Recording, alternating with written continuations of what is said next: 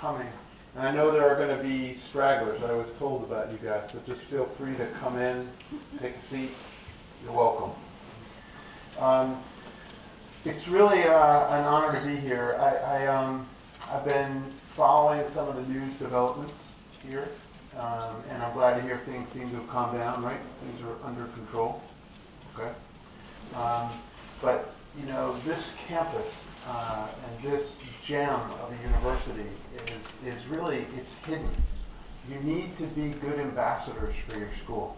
Like, really tell its story, because I'm so impressed. I'm impressed with everything here that I've been able to research and to look at in terms of centers of excellence. And I just want to say thanks so much for having me. Thanks to the journalism program here. And you know, you can judge a lot by the immediate impact that people like the technical people have. Like, everything worked and everything was pretty good. So hopefully I didn't just jinx it. And we'll go through a talk. I wanted to share with you what we do at GroundTruth and tell you a little bit about our organization. And I always like to start with the definition of GroundTruth. How many of you have ever heard of this phrase before? Heard the term? You have? Anybody want to share, how did you first hear about it? I want to say it was in a conflict story, something having to do with what was actually happening versus what the higher level thinking was. And you had right behind you? Just in relation to this organization. That's cool. So I similarly first heard about it in a conflict situation. I was embedded in Iraq with the military, actually in a part of Iraq, northern Iraq, that was under command of General Petraeus, and I kept hearing these, you know, field commanders talking about ground truth and saying, what's the ground truth on that? And I just liked the phrase, and I took it for what it means, like, what's the truth on the ground in that area of operation? And then I started hearing it in a more technical setting. I started hearing it when they were actually trying to lock in on targets. And they started talking about ground truth there. And then I started to really get curious about this phrase, so I really dug in. And my research on the word led me to the organization that coined the phrase, which is NASA. So NASA coined the phrase ground truth to really describe a calibration process for measuring the accuracy of satellites. So when a satellite is in the sky and you're looking, say you're using Google Earth. How many of you have used Google Earth? You know, you come in on your campus here, or you come in on your home, whatever. You know, have you ever wondered, like, how do they align the pixels like that? How does that work? How do you get an optic in the sky and a satellite that can lock down on the Earth?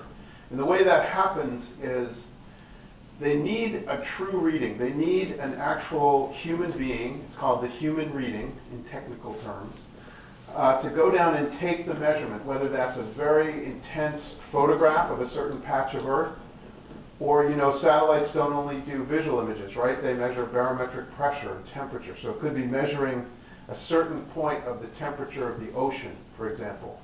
Then they compare it to the satellite's reading, and they see if there's a discrepancy.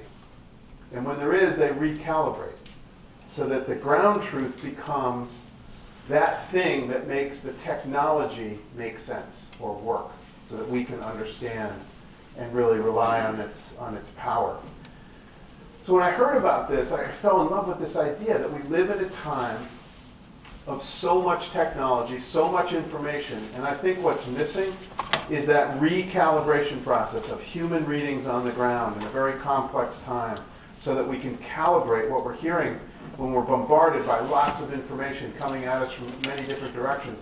I'd say make sure when you're evaluating what you're learning online by looking at a calibration process of what's really happening on the ground. Who do you know who's there on the ground telling you that story? Or if you're a young journalist or you're a young political scientist and you want to know something, get on the ground. Go out and see it yourself. Get there. I think this is true across all fields. How many of you are thinking about journalism or studying journalism? Okay, so it's definitely true in our craft. You've got to do it. How many of you are thinking about political science? Okay, definitely true. Business. Oh, very few business folks. Is the economy the economy good? I thought I'd see more hands. So in business, right, you got to do due diligence. You got to get out there. You got to look on the ground. If you're going to invest in a company, what better way to understand it than the ground truth of that company? So I never thought of NASA as poetic, but I love this phrase. The NASA definition says, when you're doing the ground truthing process, if the technology conflicts with the ground truth, trust the human reading. That is what the Ground Truth Project is all about. We're about human readings of complex situations.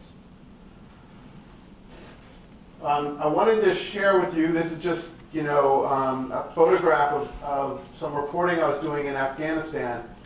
And when you are getting the ground truth, you're often caught between all sides. And a friend of mine took this photo, and I love it because you see there's a military interpreter, there's another military who's an Afghan officer, there's a local person, and there's my translator.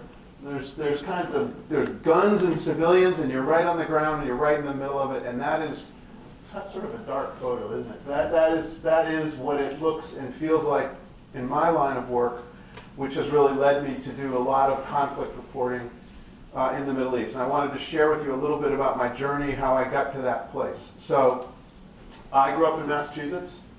I went to UMass Amherst. I painted houses to put myself through college. But I also did college radio. I was a real radio person, so I really fell in love with National Public Radio, and I had an internship at a local NPR station. That led to a job. First story I ever covered that I got paid for was my own graduation. And Dr. J, for those of you who don't know Dr. J, he was a very famous basketball player who's widely credited with sort of commercializing the dunk. He was really a brand builder, and Dr. J got his honorary doctorate. Good story, made it on All Things Considered. It's kind of like a classic feature story, but it was the first one. I went on from there to get a job in newspapers. I worked at the Bergen Record, which is in New Jersey. Anyone from New Jersey? I usually get at least one. Okay, so New Jersey is, the Bergen Record is a great newspaper. It's a regional newspaper, but I mostly covered planning boards. I covered like town meetings. I did things like that. But I kept running into stories that I thought were international stories. So I was a very local reporter, but I was thinking globally. So for example, when I heard about Irish immigration, and there were all these people called the illegal Irish, a phrase I don't really like, and I don't think those who were living through the experience like, but they were there, undocumented, and I saw so many of them at this one bar. I said, how many of you are from this little town, Kilmacthomas in Ireland? And they said that their entire town of men between the ages of approximately like 18 and 24 had left. The entire Gaelic football team was here in the United States, and I thought, what's it look like back in Kilmacthomas when a town is empty and immigration has washed out of town? Any of you like Irish music? It's like the ballad of every Irish song is about, tells the story of how sad the Irish are to leave their home to go for opportunity. If you know Brian O'Donovan, my colleague at WGBH, you can hear his music on WGBH, Celtic Sojourn. It's always that story. Talked the editors into sending me to Ireland. Covering a planning board one night and eating in my favorite Cuban chicken shop in Union City. And I overheard a conversation about some people talking about the Contras and how they wanted to support the Contras. I was on my way to a planning board meeting, but I stopped for a chicken sandwich and heard about a story that involved a covert military operation in Nicaragua and the training of mercenaries to go fight in an illegal war. That's a pretty good lead, right? So I finished my chicken sandwich, made it a long story. I kept coming back. I got to know these guys. Very long story short, I broke a story about a training camp for the Contras in New Jersey. My editor said, you're going to try to talk us into traveling again, right? And I said, definitely. We got to follow these guys. So we went to Honduras and then to the border of Nicaragua, where we really followed this unit. So local for me has always been about thinking globally. Be aware of what's around you. There's great value in local reporting. That day in that chicken shop, I still had to go home and file a story about the planning board. But don't confine yourself by it. Think big. Think about the stories that you can take down the road. From the Bergen Record, I went to the New York Daily News. I was a police reporter. I was covering something called crack cocaine at a time when you had to actually explain what it was every time. And I said, this cocaine is coming from Colombia. We should really be in Medellin, Colombia, looking at the cartel. So that, again, local police story leads to Medellin. But probably the biggest local story for me that changed my life was in 1993 at the World Trade Center when I was down in Lower Manhattan on another assignment, and I heard a loud bang. And there was suddenly sirens. So I left where I was and I started to walk toward the sound of the sirens. And I could see people fleeing from the World Trade Center. And they had soot on their face. They looked really scared. And I want to remind you, it was 1993. And no one knew what happened. There was just a loud bang in the parking garage. And everyone was freaked out. And everyone thought it was a generator explosion. So what it really was, many of you would know, is it was the first World Trade Center bombing in 1993. The first time terrorists tried to take down the World Trade Center with a truck bomb, parked in the parking garage, and they thought they could buckle the building and get it to topple. It failed, but it killed, I think it was 6 people were killed and 1,000 were injured. A New York City detective I know shrugged and he said, 6 people are killed in New York every day. It was literally, New York had this attitude like they just were not in the mood for terrorists to scare them. And you know what? When I think back on those days and I think of how they really looked at it like it was a police story and they weren't intimidated, after covering bombings in Belfast and Medellin and in many corners of the world, I would say that's a really healthy response to terrorism. It's a crime, move on, prosecute, bring people to justice, but don't let it change who you are as a people. So I kind of liked the way New York took the hit and was tough about it. I think that's admirable. But it really led me to a story, which is my editor started to say, we want you to look at who would want to take down the World Trade Center. Now, this is 1993, 8 years before 2001. Really great editor, Billy Boyle, sent me overseas to figure this story out. And I went to Egypt, and I went to the West Bank, and I had to find the guy who was stupid enough to actually go for the deposit on the rental truck used in the truck bombing, right? You got to be pretty dopey to do that, right? So he was arrested. He was like the big break in the case, and we had to figure out from him, his name was Mohammed Salame, how did this work? What was this network? Where did it lead? Who are these guys? They're Egyptian, they're Sudanese, they were Pakistani, they were from Palestine. So I set out on a journey to, just like a police reporter, which I was, knocking on doors and trying to figure out who are these guys? What is motivating them? What do they want to do? It's a long story, but that one police story covering a big incident in Lower Manhattan led to me being hired by the Boston Globe, where I'm from, right? I was working at the New York Daily News. Boston Globe called up, invited me to work there, said, we want you to be the Middle East correspondent. They'd been following the work. And that's how I got a big break in my career. I went to the Globe and became their Middle East correspondent. I did more. They made me sweat a little bit. Like I had to do more national reporting, more local reporting. I covered the Big Dig. Everybody know what that is? I covered other stuff, but they knew like I had this thing about wanting to understand the Middle East. So I really went out and began to investigate that story.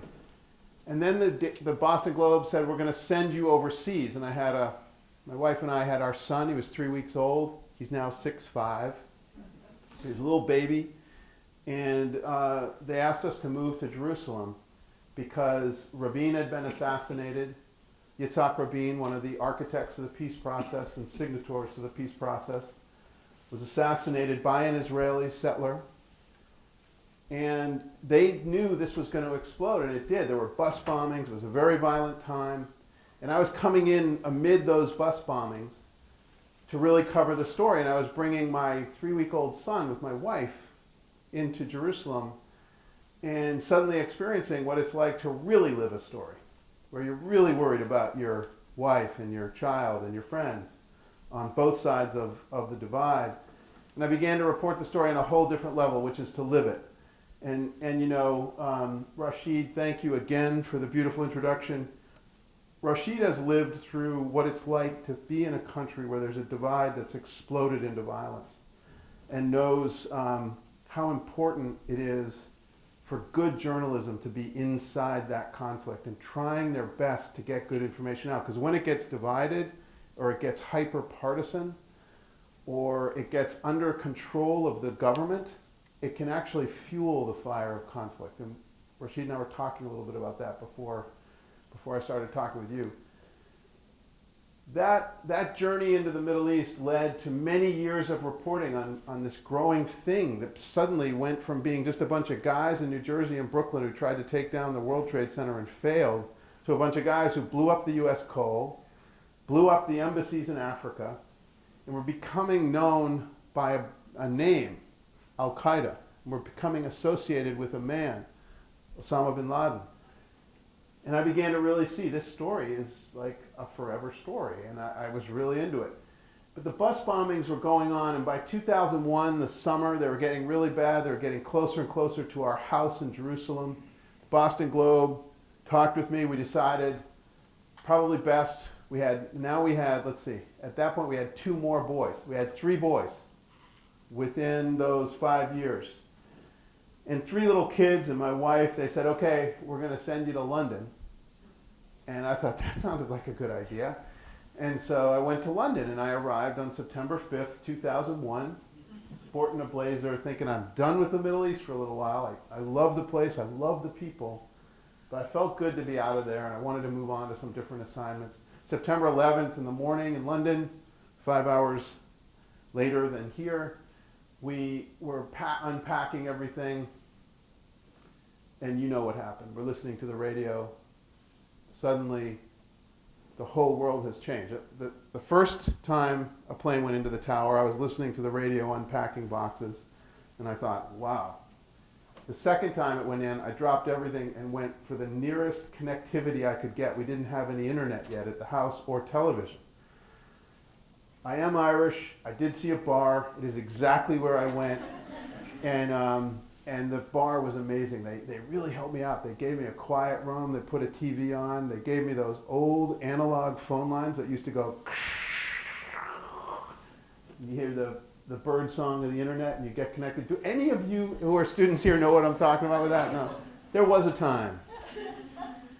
And I knew when that second plane went into the World Trade Center that those guys I had reported on as a police reporter had now succeeded, and I had 8 years of knowledge of covering the Middle East that I could bring to that. That is ground truth. That's how you calibrate things. By September 19th, 2001, I was on a plane into Tajikistan to get into Afghanistan, where the Taliban, as you know from your recent history, the Taliban was harboring Al-Qaeda. So the Taliban didn't attack us, Al-Qaeda did, but the Taliban gave harbor and safe haven to Al-Qaeda. This was a big story for me that I've been following for 8 years. So it wasn't like I became a foreign correspondent. I was a local police reporter on a story, and it led me all the way to Afghanistan at a critical juncture of our nation's history, when I never felt more clear about what I was doing and how important what I was doing was. So people ask me, especially my brothers who are ready to kill me, why do you take the risks to go to Afghanistan when you have 3 little kids? How can you do that? Isn't that irresponsible? And I never take it lightly, and I don't come at it like a cowboy. I come at it because I think if you have value added, if you can bring understanding, you can bring enlightenment, then you have to have the courage to go into that, to tell that story, because someone's got to do it. And that is ground truth. So what we want to do at Ground Truth now is say that adventure that I had is something that was just such a thrill. It was important work. It was exhilarating. And I see now how hard it is for people your age to get those jobs. There's a broken pipeline between the entry-level jobs and the jobs where you can do international work. And I am out to restore that pipeline. I really want to do that because I really think we need a new generation of journalists. This is the moment, a revolutionary moment in journalism. It's the most dramatic time in a very long time. I want to encourage you to go in. The opportunities are going to break wide open, but you're going to have to fight like hell to figure out what they are, and you're going to have to do a lot of work to really, really dig in. And I would suggest start locally, just like I did. Be a local reporter, think globally. And I think there's going to be opportunities, especially if you have talent in the digital realm. And for any of you studying business or technology, we really need you too, because we're going to have to figure out new business models. We're going to have to rely on new technologies to get this done. So I want to talk about a colleague of mine at GroundTruth and at an organization that I was the co-founder of called Global Post. At Global Post, we were for-profit, and we hired a confederacy of freelancers to go do work. And one of the most talented young people I ever worked with at Global Post was Jim Foley. Jim was extraordinary. Jim was truly committed and passionate. He wanted to bear witness in conflict. He did work for us in Afghanistan. He did some of the most amazing work we did. We won a lot of awards working with Jim. He was unbelievably courageous, almost reckless. Well, actually reckless. He was hard to control, hard to contain because of his passion for doing the work. And Jim went to Libya and was captured. How many of you have heard of Jim Foley's story and know his name? Okay, you need to know Jim Foley's name. Jim was captured and in Libya and held for 45 days, and we got him out. We worked really hard, and we got him out of Libya. We got him home safe. We chained him to a desk in the office and said, now you're going to see what it's like to be an editor for a little while, what it's like to worry about people in the field. You need to do this for 6 months, which he did. And almost to the day, he was ready to go back in the field. And all he wanted to do was get back into the field. And at this point, the story had shifted in the Arab Spring from Libya to Syria. And Jim went into Syria. And he went in without sufficient resources. He went in without a really good risk assessment. He went in against the wisdom and the advice of a lot of people who thought, you got to be really backed by the news organization. You can't go in as a freelancer. The world's changing. It's shifting. Journalists are no longer immune to the violence. You're actually a target. I used to wear these big, goofy, bulletproof vests that said press on it. Now that's like advertising yourself to be kidnapped. We used to have press taped to the top of the vehicle, so we thought when airstrikes would come in, they never would hit the press. Now I would never put press on the top of my vehicle. You might as well put a target on the top. So we went from sort of being in the crossfire of conflict, which is always par for the course when you're doing this kind of journalism, but we went from being in the crossfire to being in the crosshairs. And no one embodies that tragic shift more than Jim Foley, because when Jim went into Syria, it was Thanksgiving Day, the day after Thanksgiving. He was in Syria. He was trying to come out Thanksgiving Day, but he stopped at an internet cafe to call home on Thanksgiving. And the day after Thanksgiving, I got an email that I just will never forget, which is, Jim is missing. And he was captured. Ultimately, the group that was holding him was ISIS. We say ultimately because there were steps along the way that led to him being under the control of ISIS. And Jim was executed publicly by ISIS. He was beheaded. ISIS knew that America is vulnerable because we would not pay for ransom. We would not pay a terrorist organization for the money they were asking for Jim. It's actually illegal in America and the UK, and it's legal in most European countries. Many of the journalists who Jim was held with, because ISIS was picking up journalists, it became a revenue stream for them. That sounds terrible, and it is, and it's just the darkest corner of humanity you can imagine. That's what was happening. European journalists got out. They had been held with Jim. And what we know about Jim's captivity is from them. And Jim was absolutely as heroic and courageous in the field as he was in captivity. He really led his team. There's really heartbreaking and humorous stories about him trying to encourage everyone and setting up these arm wrestling competitions with these like pro wrestling names for all his colleagues and trying to keep their spirits up. Really, I am in awe of his spirit, and I always will be. And GroundTruth, in so many ways, is dedicated to Jim, because it was at Global Post, I was just making the shift to GroundTruth when Jim was captured and then killed. It's all in that time frame. And we began to think at GroundTruth about, forget the for-profit model, because clicks are just not going to get it done. If you keep going for clicks, the economy is not going to sustain great journalism. What if we went non-profit? What if we went all in on foundation support, and we only did work that we get support for, that we can do in depth with the right resources to train people, to give them insurance, to make sure they have risk assessment plans, and to make sure they know what they're doing. So a lot of what we do is in the spirit of and in the honor of Jim Foley. And we have a Jim Foley reporting fellowship that's open right now. We're looking for emerging journalists with a few years' experience to go to the Middle East and report and cover anything except conflict. Education, food, art, health, technology. Give us a proposal about something other than going into conflict, because the Middle East is more than just the bang bang that the journalists, including myself, too often flock to. What we do at GroundTruth is a couple of different platforms. We have GroundTruth Films, where we do documentaries. We have our GroundTruth podcast, which is it's like the favorite thing I do. Remember, I started in radio. I had this long journey, so I love the podcast. We do photography. We have a series for emerging photographers. And we do sort of digital immersive multimedia. And one of our best partners on that is Frontline. We work closely with Frontline. We do films with them, and we do immersive multimedia. And they are an amazing partner at WGBH. Everyone, how many of you are from Massachusetts? Okay, so like, do you know how lucky we are to have WGBH here? I'm independent of GBH. I'm not saying this to like pitch for them, although I would any day.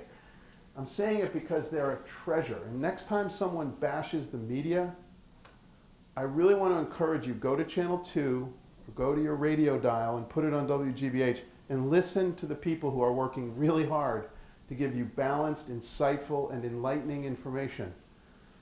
Because when I hear the media get trashed, I think of all my colleagues who work so hard to get it right every day. Frontline being preeminent among them. We're really proud to work with them.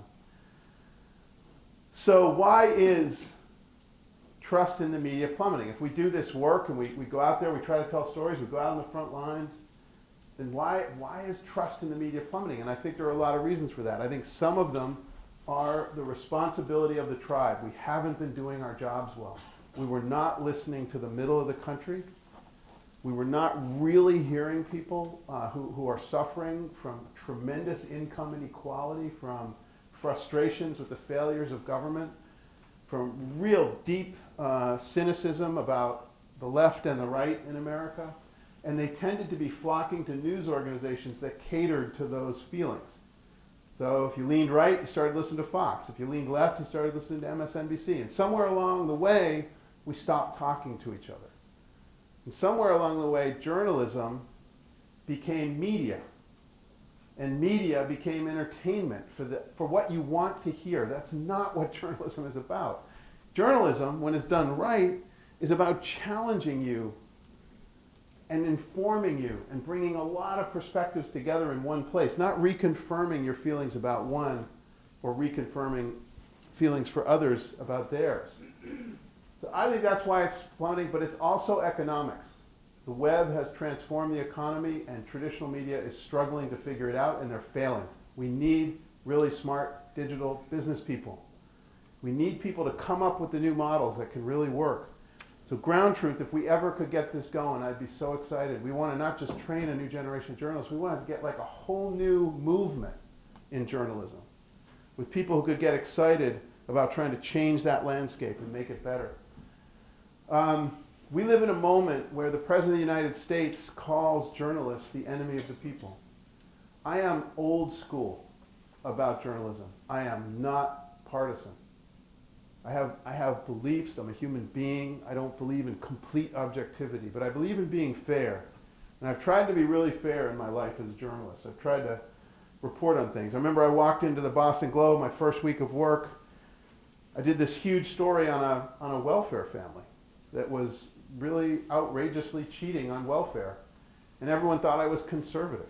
It transformed welfare in Massachusetts. Bill Weld fell in love with me, thought I was a Republican, invited me for a turkey sandwich and chocolate milk at the State House. I'm not a Republican and I'm not a Democrat. I'm a journalist. I'm trying to tell the story. I honestly don't care about partisan politics. I care about great stories. That's what we need to tell. When I have people who've risked their lives doing that, like Jim Foley, when I know people who put their lives on the line every day or who work really hard for very little pay to try to get it right and have the President of the United States call them the enemy of the people, I am not partisan in telling you I have a problem with that. That is tyrannical, problematic, and we should all watch out for it. Because if we start attacking those who try to give you the truth, suddenly all truth is in question. The calibration of truth is broken. How do you get to the ground truth? How do you get to that technical definition that NASA provided? So we go from when I was like 13, Watergate was happening, and there was a great Boston radio station, rock and roll station called WBCN. WBCN had this guy who covered the Watergate hearings called Danny Schechter, you news dissector. And I loved this guy. And my family, my brothers and I, we had a house painting business, but I was the youngest, so I was always low painting, but I had control of the radio. And I could control the live coverage from Watergate. I was obsessed with it. And everyone would be like, put music on, man. I'd be like, no, we got to hear the hearings. So I've been into this literally from Woodward and Bernstein, and from the earliest days I can remember, I knew this is a tribe I want to be part of. This is a craft I want to practice. So when you think about it, in 1976, journalists are really trustworthy. There was a time just after Watergate that Cronkite was listed the most trusted man in America. Walter Cronkite, former CBS News anchor. And look where we've fallen, 32% and declining. It's not going up, it's going down. It's sliding. What's happening with that? Why is that happening? We really need to think about that. I'm going to go through these quickly because I want to get to your questions. And will you remind me how we are on time? Okay. And then we'll still have time for questions. Okay.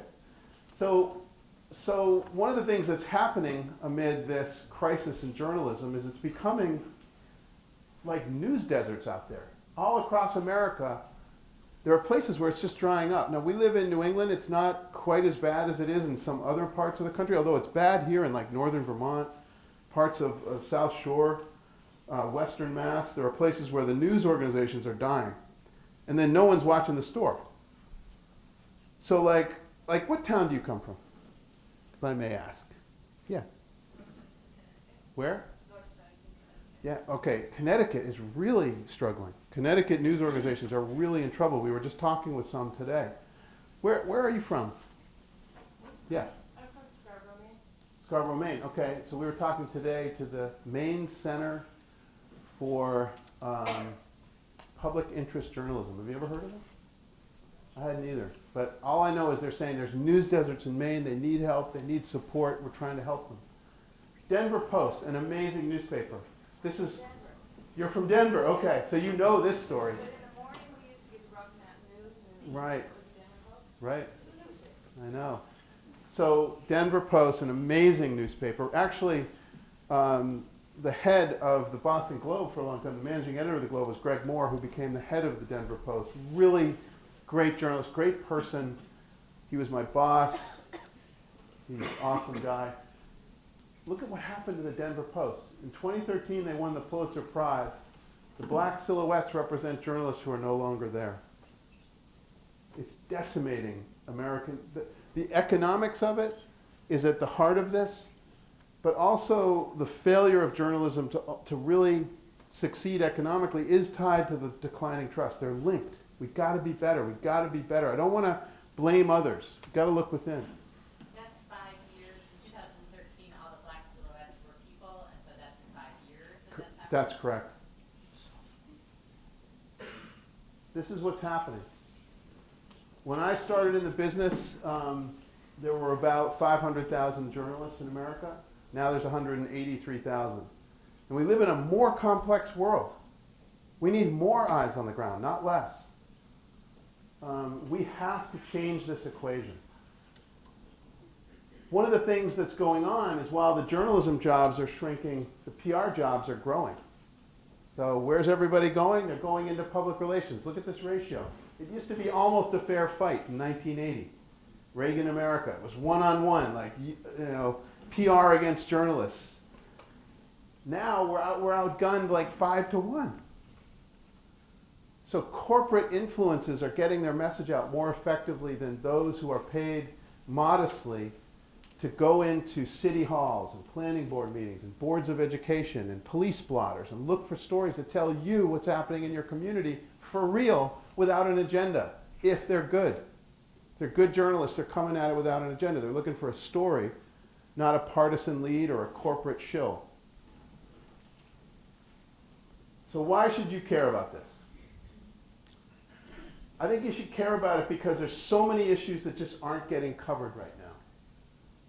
And you could list them forever, but these are a couple that are really jumping out at us as we shift and really concentrate our work there.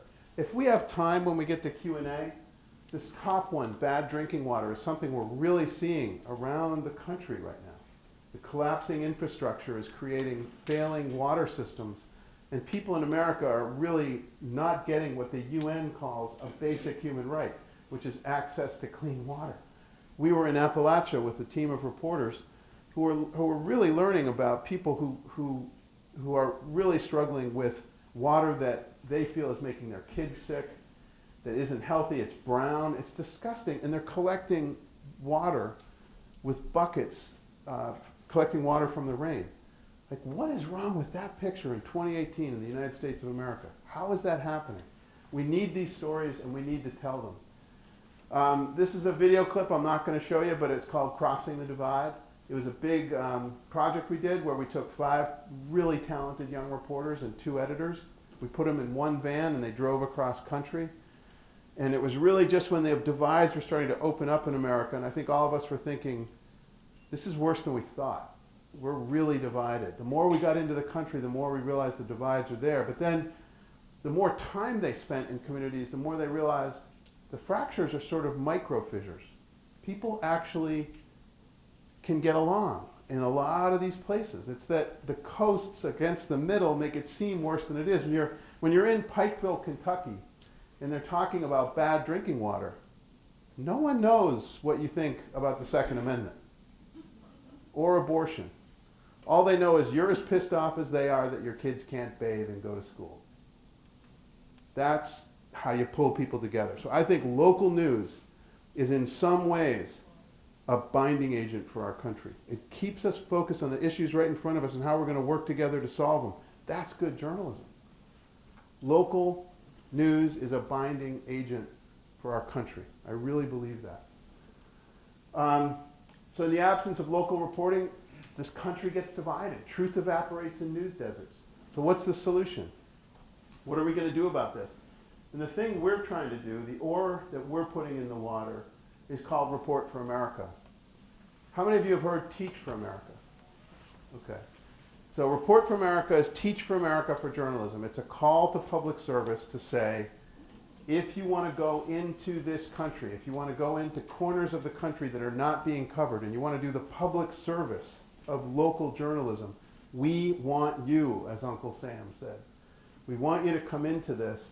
We want you to really think about it as a way to get a start in journalism. So thus, I can't say we're repairing the pipeline. We're using duct tape and we're like piecing it together, but we're We're going to try our best to bring people forward, and this is what we want to do. We have a goal of 1,000 reporters on the ground in 2022. Right now we have 13. 2019 we have 28 funded. If, this is wood, right, I can knock on this. If we get a grant that we are on the 1 yard line on, we're going to double that to 50. So we would have 50 reporters next year in 2019, and we're halfway there on our funding to get 250 by 2020. So I used to have smelling salts around when I heard the number 1,000 by 2022. That's a really hard thing to accomplish, but I'm starting to feel it. I'm starting to feel like there's a movement here. I really would love it if you guys would watch it and you follow it, get on our newsletter, think about applying for this.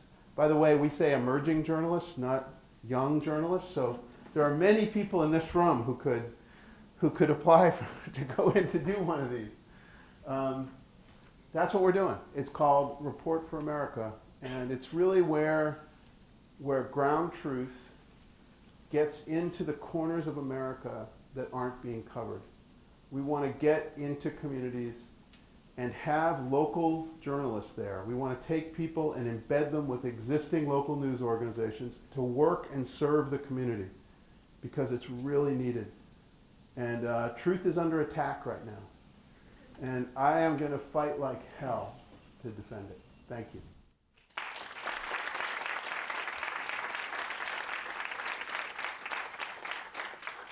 So, do we have some questions?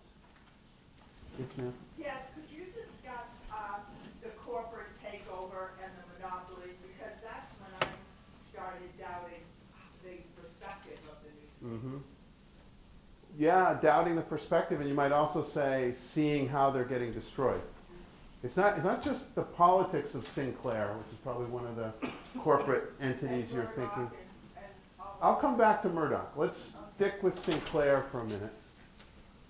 Sinclair is a very conservative, consciously, ideologically, extreme right-wing organization that's trying to buy up newspapers all over America.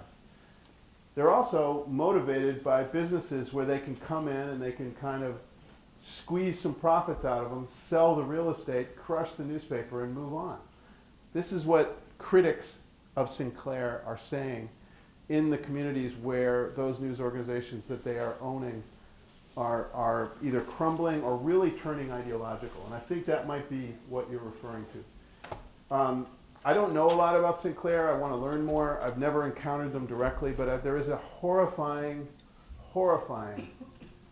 video online, you can look it up, where they have anchors of the television stations they own across the country reading the exact same script as if they're just chatting about how they feel about things. And it's unbelievable. It's like Big Brother. It's scary. It's this ideological messaging echoing all through the country. It's like they have the same exact talking point. In fact, they must be literally being given script. So look that up, check it out. I have a lot to learn about them. I don't know enough. I want to learn more. But I'm concerned about corporate takeovers. I'm going to do a really weird thing here. I'm going to defend Murdoch. I lived in London, as I shared with you, for 5 years. So how many of you know who Murdoch is? Okay, so Murdoch's an Australian media baron who owns Fox News, who owns the Sun in London. He owns Sky News in England. What else does he own? He owns the Wall Street Journal. Big media baron, very conservative, good businessman. Murdoch broke the unions in the UK and was hated for it for a long time, except for one thing. And I say this as a guy who held a union card for 25 years, and I still believe in unions. Breaking the unions may have saved the newspapers in the UK because they're in much better shape than the American newspapers right now. So, I don't know. I don't know where I sit on that one, but I know Murdoch's more complicated than we may have given him credit. I also know the Wall Street Journal is still pretty damn good. He owns it. Its editorial page has always been right-wing, right? The editorial page, the opinion page, reflects the opinion of the person who owns it. It's their right. It's their entitlement. How many of you understand? Like, I'm gonna embarrass somebody. But I'll try hard not to. But can I pick on you for a second? Sure. Do you know what the word op-ed means? No, it's not. Do you know what an op-ed is? Okay, you're not alone. I promise you, because I'm going to pick on somebody else. I'm not getting guys enough. You, sir. Opposite of the editorial. I expect our brethren to know. All right, pardon me. You don't know. Okay, tell us. Yeah, it's the opposite of the editorial, so it's an opinion piece. Right. It's the editorial page and the op-ed. Right. There's a generation of you who don't know that. So this is how it worked. You owned a newspaper, right? You're a rich guy. You own a newspaper. If you're a good rich guy, you say, I'm going to invest in journalism for the public service of my community. And I'm going to make a little bit of money doing it. 3 to 5% is what newspapers made for decades, generations. Then you say, but I'm human, and I own this thing. So freedom of the press is for those who can afford to buy one. So I'm going to have a section of the paper, the opinion page, where I have some say. And I can say what I want.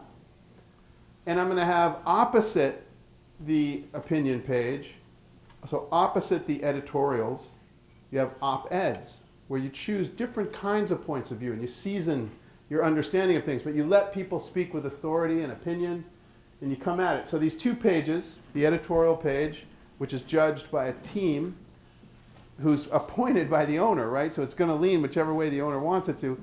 And then you have this opposing thing where they try to mix it up a little bit, and herein lies opinion. The other, it used to be big fat newspapers, and the other 75 pages of the paper were dedicated to news that tried to be as fair and balanced as you could. And they were like a divided state. I got to ask you, like, show your hands. If that's news to you, please don't, like, honest, really want to know, don't give us the truth. Is that news to how many of you knew that, or how many of you didn't? How many of you did not know that? Okay, so really check that out, because when someone says, that newspaper's opinionated, you got to immediately ask, well, what page were you reading? Were you reading the opinion page, or were you reading the news page? Because if the news pages get opinionated, then that paper has a problem. And that's happening in this country. But Murdoch's not that problem. Because if you look at Sky News, they do a great job. I know people at Sky News. I've watched them work in the field. I'm so impressed with them in Iraq and in Afghanistan.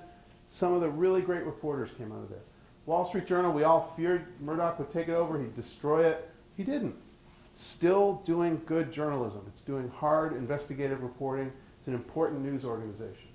It can lean as right as it wants on its editorial page. The question is it bleeding in? And, you know, yeah, in Murdoch's tabloids and stuff, it does. But he's smart. He's a businessman. So I don't have such a problem with him. And I went to this event. How many of you know what Fleet Street is? Okay, God, we are really of another generation, aren't we?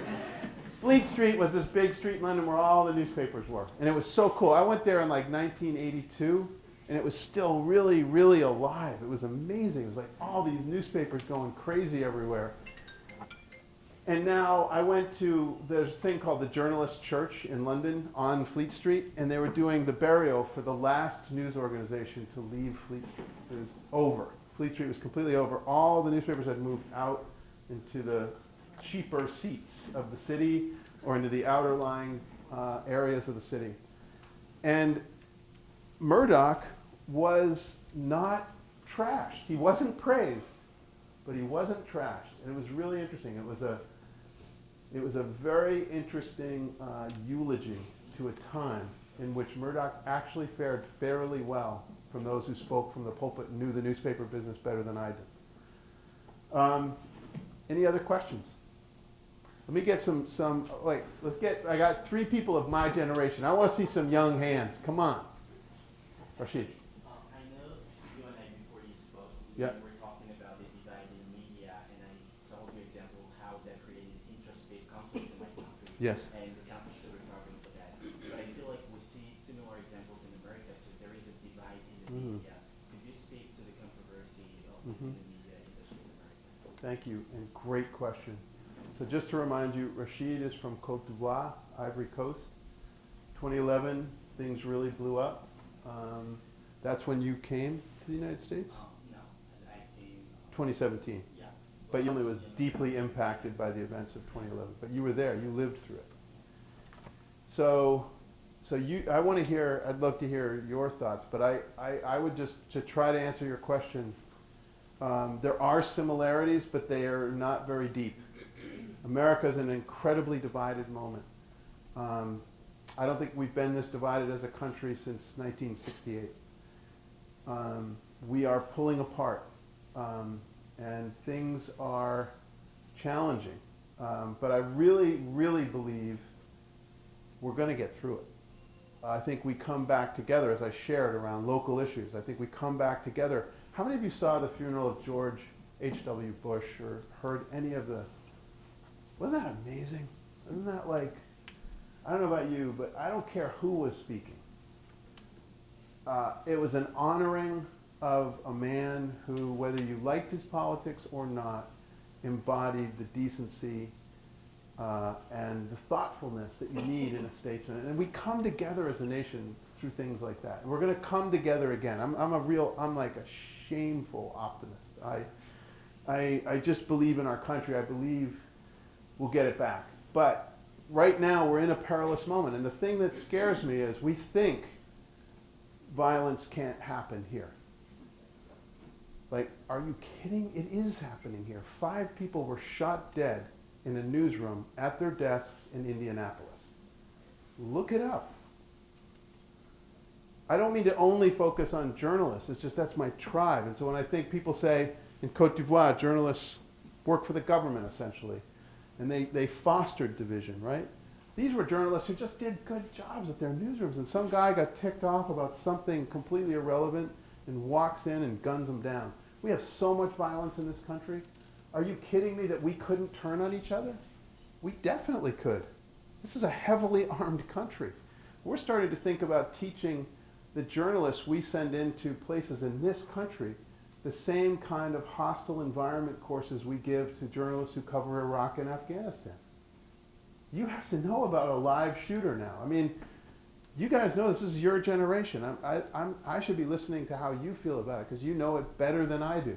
My youngest son, Jack, is the same age as Newtown kids, the shooting in Newtown, Connecticut. And it's so searing for him. This issue of gun control is on his mind. He's like, first of all, he's 16 running for Congress, if you know what I mean. He's a very like, hi, how are you? Yes, nice to meet you. But he cares about this issue. He cares about this country. He's really impassioned about that issue. And I think that's what's holding us together. We're divided. I think we could explode into violence. We shouldn't kid ourselves, but I think there's enough glue and enough debate and enough of us working toward trying to listen to each other that I think the center is going to hold here. But none of us should be too damn sure, and we should be hyper vigilant about our democracy. You were sharing with me, Rashid, that the journalists in your country were inflaming the conflict. Like, I think you mentioned that. An incident when a girl was hit by a car, and the local newspaper mentioned the ethnicity of the driver and the ethnicity of the girl that was hit, and it happened to be the two opposing cultures that were fighting over power. Right. And that fostered much more divide in the country. Right. 2 opposing cultures that were reflecting 2 different religions. Yeah. And then the extremists within those religions say this is a religious war, and next thing you know, the journalism has more deepened the divide, not tried to look for ways for people to come across it. So you know better than any of us what happens when journalism becomes completely broken. And I think it's a perilous and an ominous view you have, and you should share with your students here, your colleagues, because who's to say we wouldn't have it here? I've watched cultures where people thought it would never happen descend into violence. I covered Kosovo. People of a certain generation in Kosovo thought it would never happen. And then next thing you know, one village is killing another village because one has a mosque and one has a church. And it happened. I covered Belfast really closely. If you talk to people about the time before the Troubles, they thought, yeah, There's some tensions, mostly economic between Catholics and Protestants.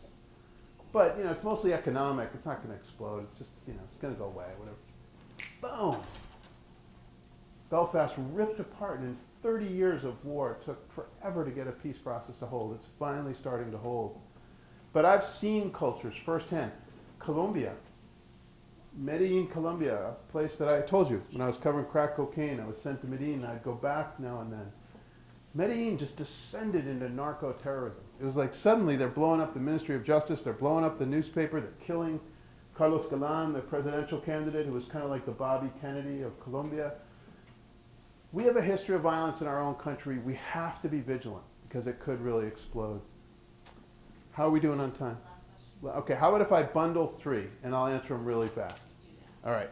So since like March for Our Lives has been happening like the past year, how do you think young people can get involved and make changes in government while they're in politics and journalism? Excellent question. Did you have a question? I should just ask, like, what do you see beyond the newspaper? Because young people are not reading the physical newspaper with the architecture that you described. So what then? Okay, I'm going to actually link these two. Yep. Do you think that Khashoggi's death is going to change international journalism? Great question. Okay, so March for Our Lives and what's the future of news? Okay, so March for Our Lives, how did that get going? It's around social media. That thing took off, right? So here's the secret, you guys. You don't have to be Rupert Murdoch to get your message out. Every one of you in this room has the power through social media to actually start information spreading.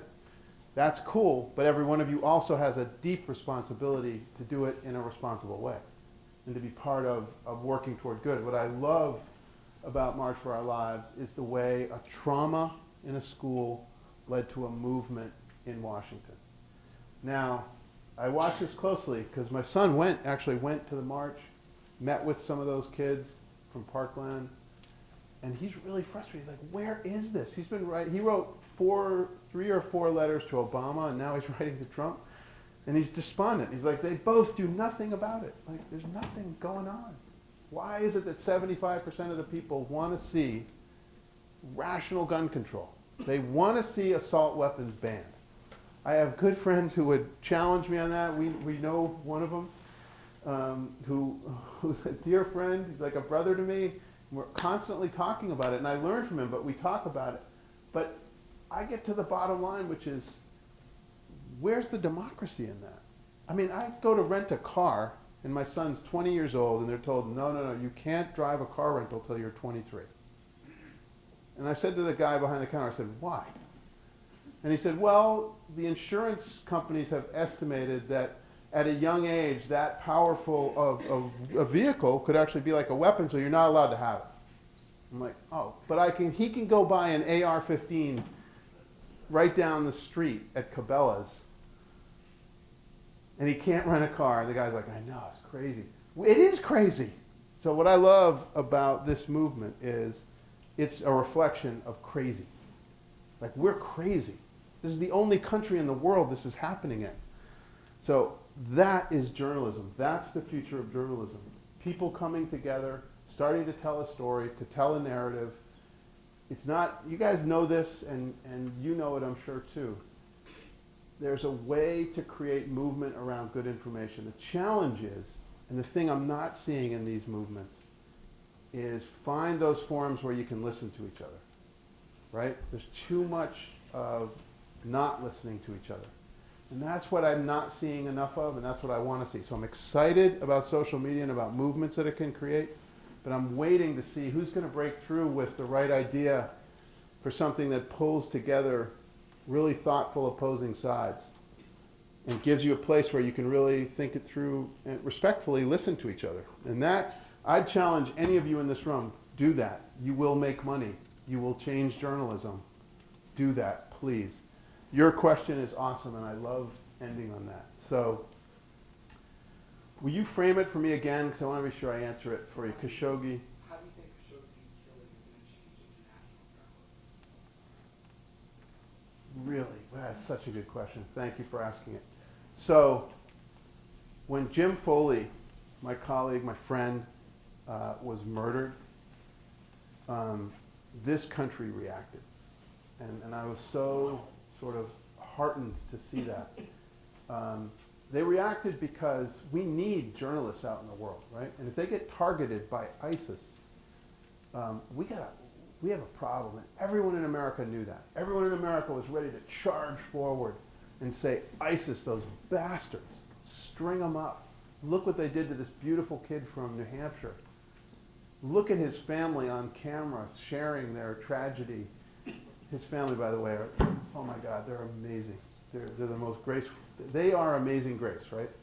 So this story, this narrative plays out in America, but that's ISIS that killed an American, right? Now you have the House of Saud, our ally, caught, not, as it was said the other day, not with a smoking gun, but with the sound of a bone saw on tape, murdering a journalist inside of their consulate in Istanbul. And our president is saying, we don't really, who knows? We don't know. We don't know what happened. We know what happened. The CIA has now testified. We know what happened. There is no uncertainty here. I think it was, I forget which Republican leader said the other day, if this was a court of law, it would take a half an hour for a conviction. The facts are here. They're in hand.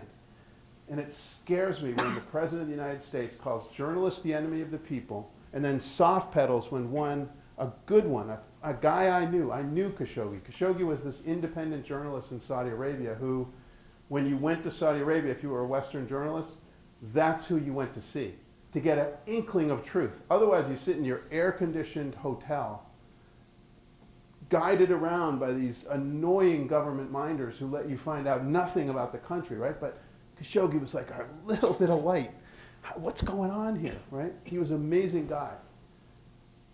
He was writing for the Washington Post, so while he was a Saudi citizen, he was an American resident working for American journalism. And the President of the United States has been soft-pedaling those who brutally murdered him, chopped him up, and denied it. And it goes to the very top of the House of Saud, our ally, the Crown Prince, Mohammed bin Salman. And that is sending a green light to tyrants around the world that it's open season to not just intimidate and imprison journalists, but to kill them. And when you kill the journalist, you kill the messenger. When you kill the messenger, you kill the truth. And when you kill the truth, what do we have to form our opinions to know what we're going to stand up against, right? And that's why I think it's so ominous. I think it's such a great question. Thank you for asking it, and thank you for having me.